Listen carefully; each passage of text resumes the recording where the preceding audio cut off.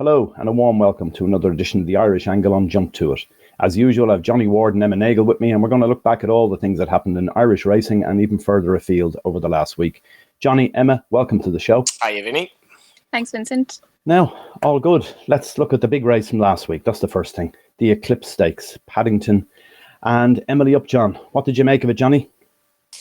I loved it, Vinny. I absolutely loved the race. I think these small fields, I know people bemoan them, but when you have a race like Saturday, when you have three horses rated 100 to 125, give or take, and you have, this is what I love about flat racing at this time of year, you have a miler who's a 3-year-old colt stepping up in trip to take on what should have been probably an Oaks winner, who's an older horse, and all that entails. You have a third favourite in the race that was definitely not out of it, and you had all the tactical quandaries that punters had to deal with, and I know that they came very much for Paddington, and how Ryan Moore was to approach that race. I think Aidan O'Brien's been quite forthright in the media. I think he's getting more kind of chatty in the media as he gets older, and I thought it was quite interesting that he said Ryan is going to go forward on this horse, because that sort of would have put it in the mind of the other three jockeys, I suppose, that, if Ryan Moore is going to go forward, this is going to be very interesting, because, he's not going to be going a million miles here, but at the same time, we at least we know there's a bit of pace in the race. So William Buick is thinking, I'm going to track Ryan and I'm going to try and basically do him for stamina in the final furlong or two, which is more or less what he did. But Paddington was always holding Emily Upjohn. I know people were saying afterwards that he needs to go back to a mile. I didn't necessarily see that. I think in a messy race, I think he'd probably be better in, say, Champion Stakes that's run at a true gallop to see what we have with Paddington. But can you imagine Paddington against Augusta Rodin over a mile and two? I'm not saying it's going to happen, but I think he's a fascinating horse going forward. I don't think Emily Upjohn lost much in defeat. She was brilliant when she beat Westover the previous day. They pulled 6 lengths clear of the third, and I thought it was a brilliant race to watch. Really lit up I'd no bet in the race, but it really lit up my Saturday. Okay, I agree with you largely on the fact I love the race too. Great race in lots of ways, but taking into account the tactics, did William Buick get it wrong on Emily Upjohn? That's what I thought anyway. Considering he's on a guaranteed stare, and he lets the doubtful stare get first run on him, and he's closing all the way to the line. Shouldn't he have made more use of Emily Upjohn? What do you think there? I don't know, is he closing all the way to the line, Vinny, though, as well? I think that's probably debatable, but I wouldn't disagree with you that if he rode the race again, he'd ride it differently. Yeah, that's what I thought. And going over to you, Emma, just on the basis of that, as Johnny mentioned about Augustus Rodin and Paddington, if the two of them met over a mile and a quarter, where would your money be? I think I'd probably have to be with Paddington at the moment, to be honest. He's just a horse. I think he's kind of surprised everyone this year, including Aidan O'Brien. He said he's made unusual improvement. Like Augusta Rodin has been the one they've been touting all year round. Paddington kind of went a different route, came through a handicap. But, I mean, he's done absolutely nothing wrong. I thought the race on Saturday was absolutely brilliant. Like, there was a lot of bemoanos kind of before it, with the small field and this and that. But, I thought it was just a brilliant clash, as Johnny mentioned, of the 3-year-old colt coming up and meeting the older rivals. Look, I don't really think that Emily Upjohn would have beat him either way. I think she had plenty of time to get to him, and she just wasn't getting there. Obviously Ryan gave him a brilliant ride, but I just think the better horse on the day won. Where he goes next, I'd say all options are completely open. I'd say Aidan wouldn't like to be pinning him to any mast at the moment. As Johnny mentioned, the Champion Stakes probably looks nearly ideal for him, but will they run him against Augusta Rodin? It's probably where he's going to go as well. So it'll be interesting to see where he goes. Like, they're both very interesting stallion prospects for Coolmore. 2 outcrosses, the Sayuni and the Deep Impact. So yeah, it's kind of maybe when the English Guineas winner are disappointed, but the Coolmore 3-year-olds are kind of looking quite promising as stallion prospects. At least I'd say I probably wouldn't be backing Paddington to be still in training next year. That's the big thing for me, Vinny, to take out of what's happening at the moment, because, like, you see, we'll talk maybe a bit about Frankel, but you see, the Frankel sort of taking over from Galileo, and Coolmore are, an awful lot is made of Aidan O'Brien reaching that milestone the weekend of the Derby. But for me, Aidan O'Brien and Galileo almost go hand in hand. They've basically broken records in tandem with each other. And Galileo was an incredible stallion, and his horses were so not only top class but tough and reliable, and he's looking for that replacement. And I did say after Royal Ascot, it was like Paddington could be a serious stallion prospect here, and also he doesn't have any Galileo in his pedigree, so he can have all those Galileo mares as well, which is not the case with August Rodin. So how he's going to fit in, I'd agree with them. I don't think he's going to race beyond 3. That's one of the downs of the whole flat game, but I love seeing first season stallions and how they kind of come into the overall scheme of things. And if you look at, say, Autad, who went the same route as him in winning the Madrid and then winning the Guineas, he's not much of a stallion. But I think Paddington, as much as he wasn't necessarily the most precocious 2-year-old in the world, with his physique and his ability to stay a mile and 2, but he's paced to win mile races at the top level very impressively, and being by Sayuni, as Emma says, I think he's a fascinating stallion prospect, and what price he starts off at would be quite interesting, but I'd be erring on the high side at the moment. Well, if you owned Paddington, would you just retire him now? He's after winning 3 Group 1s in a row. He's won 2 of them over a mile, 1 over a mile and a quarter. That's good enough, is it? Doesn't need to do anything else, does he? Nothing else to prove here. No, and he might have something to lose. I don't see him going up to a mile and a half for any reason. I don't think it's. I think there'd be far too much downside. But it's not so much if I owned him. Coolmore owns him, and Coolmore is obviously about the bottom line and getting that. I suppose that dominance back, which has been, in my view, very much threatened by the loss of Galileo. So I'd like to see him run again. I'm not sure what the plans are, but I'd say it'll be one more run over a mile or a mile and 2. And I think they will be conscious of the fact that they have a bit to lose if he does lose his next race. Yeah, he could be their golden goose, couldn't he? And you really don't want him to go out and injure a leg or do whatever in a race or get beaten, is the other thing. No point in getting him beaten in a champion stakes somewhere. Anyway, we'll move on. Who'd you back over a mile and 2, him or Gus Rodan? Oh, for me, there's no doubt it's Paddington. Yeah. Great. Possible. I wouldn't go as far as say over a mile and a half, because Paddington most likely wouldn't get the trip, you'd imagine. But certainly over the mile and a quarter, there'd be no doubt in my mind at this stage anyway. And I mentioned Aidan is in such good form. The Jump To It podcast is the first to start the bandwagon and the agenda going. Let's see the two of them in the Champions Stakes. Now you have it. Yeah, that will be fun.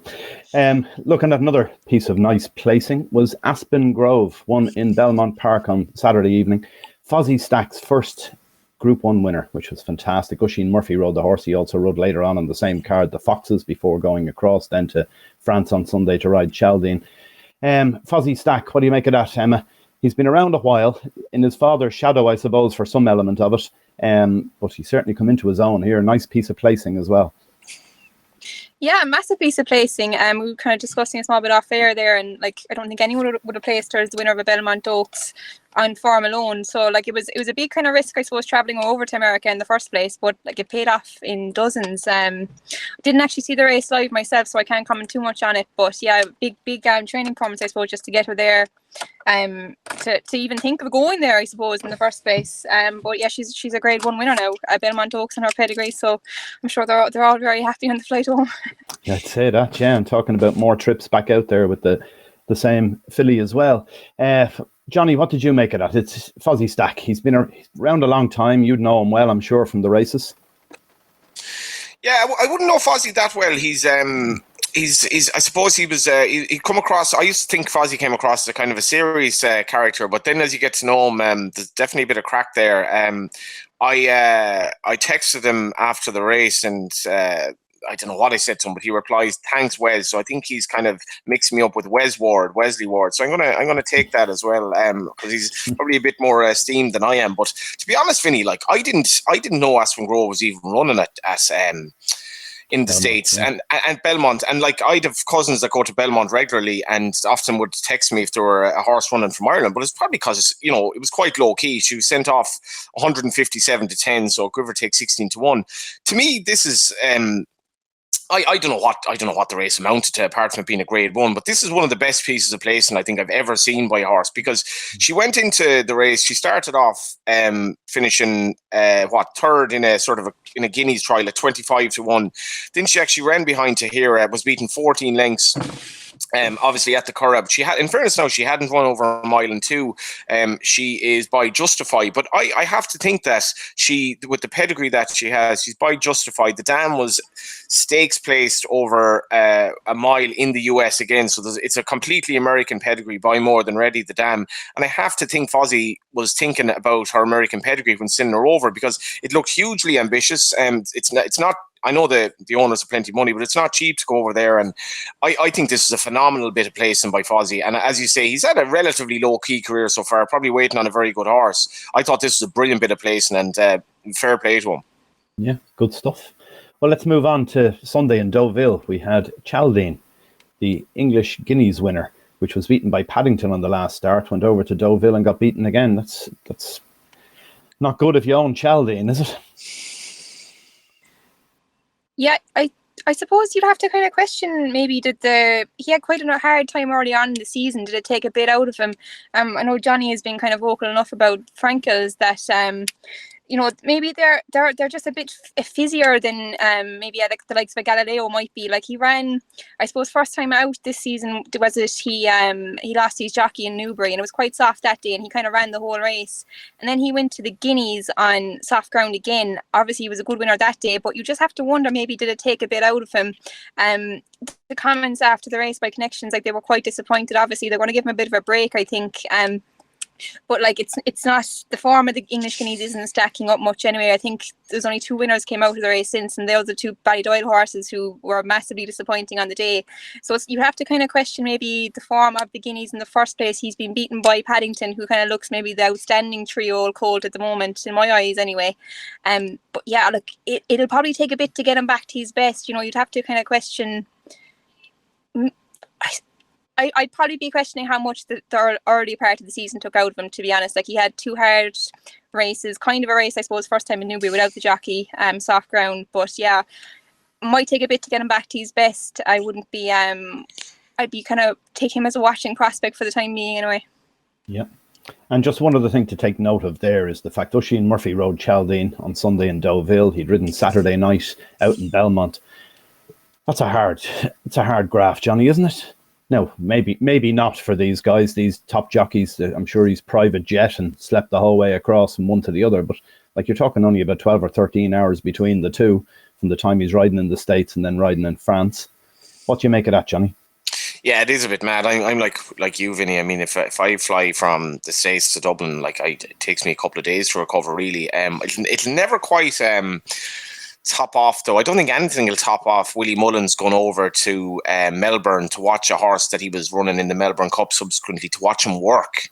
He went over there. I think he spent, I could be wrong on this, but I think he spent 16 to 18 hours in the country and then got a flight back to Ireland. Now, I'm sure Willie wasn't flying Ryanair type seats or whatever, but that completely tops it off. But to be fair to Oisin, it wasn't his fault that Chaldine disappointed. I'd agree with what Emma says.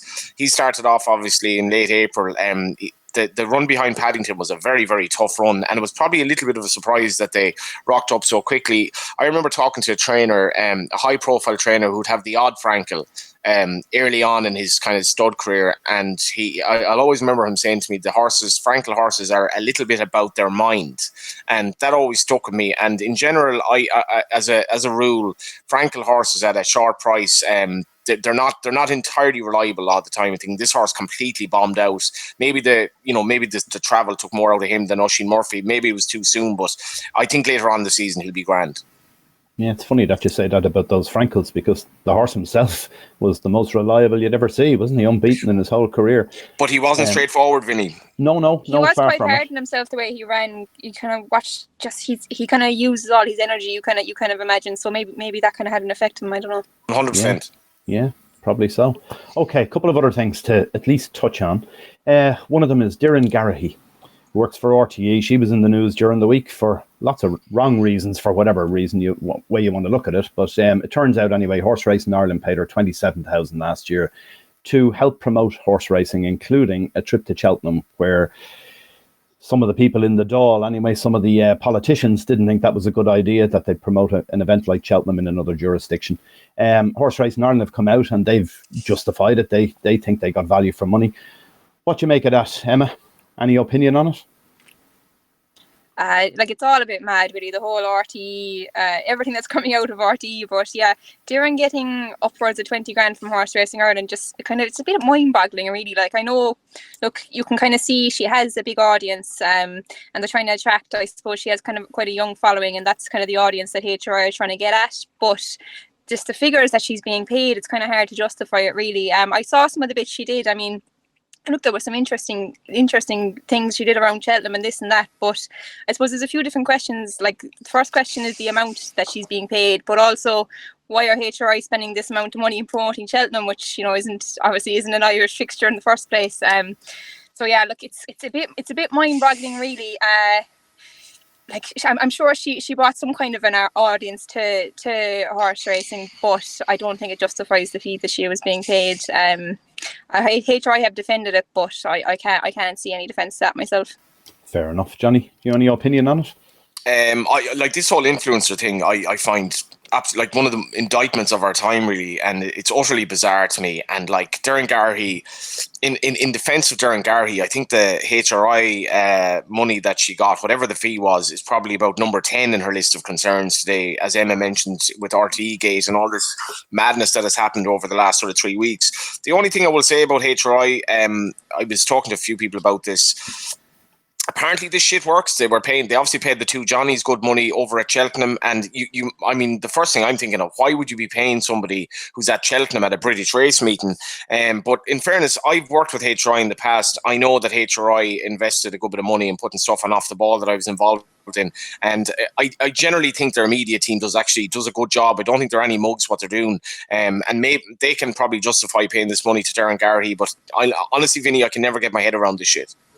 That's fair enough, yeah. Well, no, in fairness to them, they were right about one thing. Horse Racing Ireland said, they talk about Cheltenham is huge for acquisitions within the industry. And we would see that with irishracing.com as well. You get people who will come in to irishracing.com for the 4 days at Cheltenham, and you like to think that they'll stay on afterwards. And I'm sure that's what Horse Racing Ireland were intending with this. And they seem to think that their metrics prove that they were right. So we'll leave it off, but it is large money, isn't it? That there's you would have thought that within the industry you could have got some high profile people within the industry for an awful lot less money than 20 grand to promote the sport. But having said that, I suppose when you're looking for a different audience or a new audience to come in, maybe that's what you have to pay. I don't know. We know as well, when we have the jump to at Christmas party, we know what boat we can get on as well, so it's all good.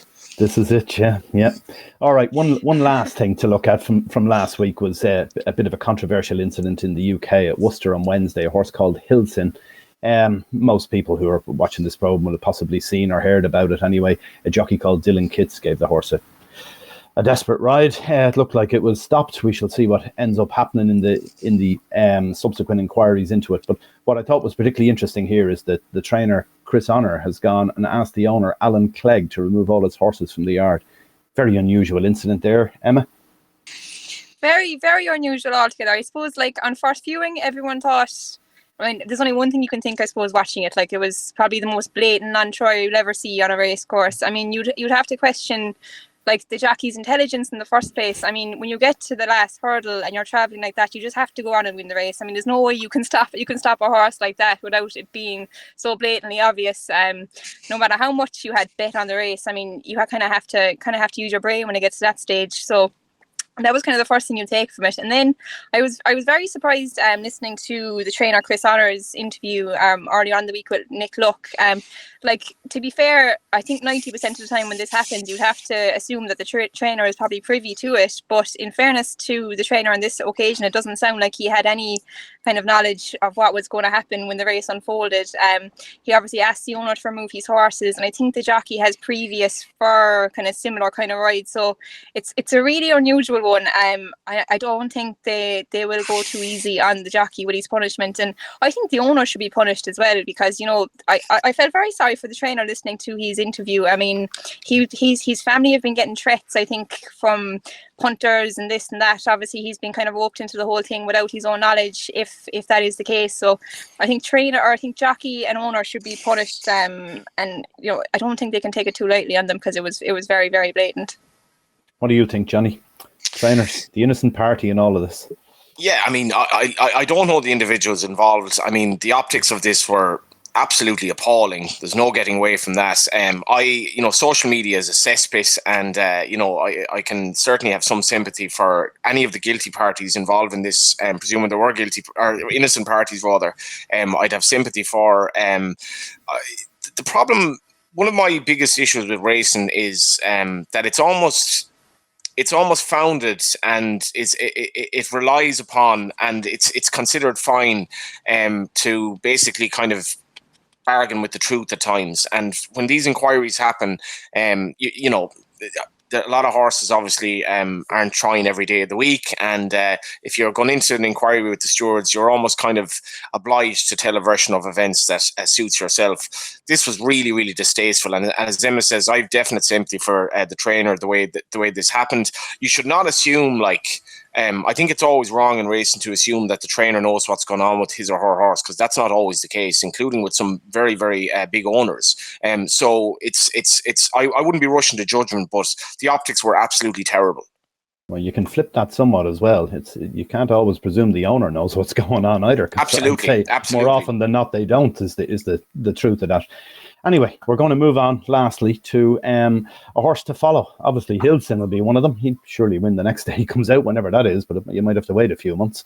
Okay, now let's have a look to horses that ran last week. You might have one that we can follow. Johnny, give us a tip for something that ran in the last week. I had a great time at Roscommon the other night. It was brilliant to see Ryan Moore ride. He came over to ride one horse. That was Espionage in the Linneban Stakes. I was taking a close eye on the horse. He came into the parade ring very early. He had two-handers, as is the case with Ballydoyle. Often you see the smaller trainer himself or herself has to bring a horse around the yard because they don't have the staff, but that's not the case with Ballydoyle. And he's just looking at what I think the dam was Even Song, wasn't it?